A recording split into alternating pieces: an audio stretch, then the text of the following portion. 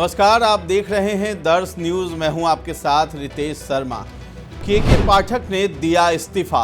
के पाठक ने नाराज होकर छोड़ा पद। शिक्षा विभाग के एसीएस का पद छोड़ा।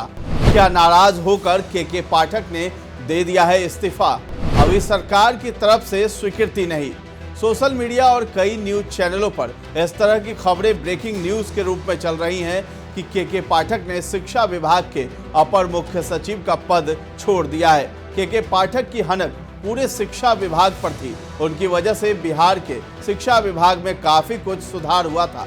हालांकि के पाठक का पूरा कार्यकाल भी काफी विवादित रहा है। उनके फैसले से पूरा विभाग त्रस्त था। सख्त मिजाज और तेज तर्रार आईएएस ऑफिसर के रूप में उनकी छवि रही है। के पाठक जिस भी विभाग में रहे हैं, उन्होंने उसमें बेहतर काम किया है। शिक्षा विभाग के अफसर के पाठक के इस्तीफे की मांग अक्सर राजनीतिज्ञ भी करते रहे, लेकिन उन्होंने इस पद को किसी दबाव में नहीं बल्कि खुद ही छोड़ दिया है। उन्होंने सामान्य प्रशासन विभाग को अपना इस्तीफा भेजा है। विभाग को पत्र लिखकर स्वेच्छा से पद छोड़ने की जानकारी दी है। हालांकि अभी तक सरकार की तरफ से इस्तीफे को स्वीकार नहीं किया गया है। बता दें कि कुछ दिन पहले ही के पाठक ने पत्र लिखकर 1 सप्ताह की छुट्टी पर जाने की बात कही थी। वो पिछले 9 जनवरी से अवकाश पर चल रहे थे। अपने पत्र में उन्होंने स्वास्थ्य को कारण बताया था। के पाठक का इस्तीफा सरकार को मिला है। इन दिनों के पाठक छुट्टी पर गए थे। उन्होंने अपने अवकाश की अवधि 2 दिन और बढ़ा ली थी। 16 जनवरी तक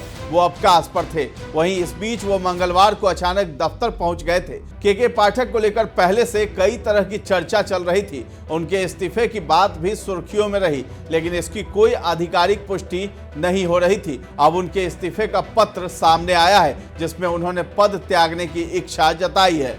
बता दें कि के पाठक अवकाश पर गए तो शिक्षा विभाग के सचिव वैद्यनाथ यादव ने अपर मुख्य सचिव का प्रभार थामा। उन्होंने प्रभार संभालते ही बैठक भी की थी, जबकि कुलपतियों और रजिस्ट्रार के साथ भी हाल में उन्होंने बैठक की। छुट्टी पर जाने के बाद से ही के पाठक के इस्तीफे की अटकलें तेज हो गई थी, जिसके बाद उन्होंने अब अपने पद से इस्तीफा दे दिया है। के पाठक ने शिक्षा विभाग की कमान संभालने के बाद काफी कड़ाई बरती थी। के पाठक ने विभाग और सामान्य प्रशासन विभाग को पत्र लिखकर इसकी सूचना दी है। के पाठक ने सरकार को भेजे गए अपने त्याग पत्र में लिखा है कि स्वेच्छा से एसीएस पद से परित्याग करता हूं।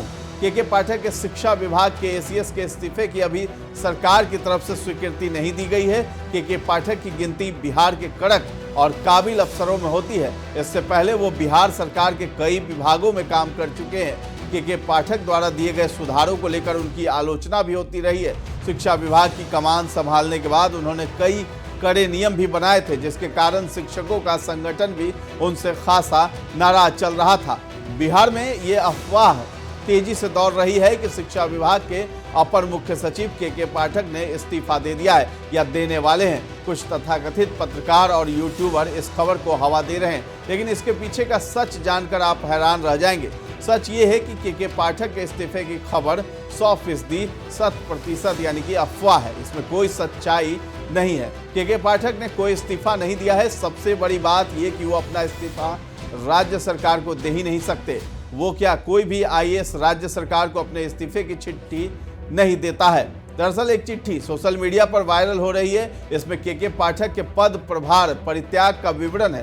प्रभार परित्याग की चिट्ठी वायरल होने के बाद लोग तरह तरह के कयास लगा रहे हैं, जबकि हकीकत यही है कि वे 8 दिनों की छुट्टी पर गए हैं। सामान्य प्रशासन विभाग की तरफ से वैद्यनाथ यादव को विभाग का संपूर्ण प्रभार मिला है, लिहाजा के पाठक ने अपना प्रभार सौंप दिया है। पद से इस्तीफा देने वाली खबर में कोई सच्चाई नहीं है। हालांकि इसे लेकर किसी प्रकार की आधिकारिक घोषणा नहीं की गई है। वहीं के पाठक की ओर से भी इस पर कुछ भी नहीं कहा गया है, ना ही उनके ऑफिस से संपर्क करने पर इस पर कुछ कहा गया है। पिछले दिनों के पाठक छुट्टी पर चले गए थे। वे 16 जनवरी तक छुट्टी पर है। उनके अचानक से छुट्टी पर जाने के बाद कई तरह की खबरें आने लगी। इस बीच के पाठक की जगह उनका प्रभार वैद्यनाथ यादव को सौंप दिया गया है। वहीं एक दिन पहले ही अपर मुख्य सचिव के कार्यालय के बाहर से के पाठक का नेम प्लेट भी हटा दिया गया था। हालांकि कुछ समय बाद फिर से उसे लगा दिया गया था। इससे कई प्रकार की कयासबाजी अभी भी लगातार जारी है। अब आइए जान लेते हैं आखिर क्या है एक आईएएस के इस्तीफे की प्रक्रिया।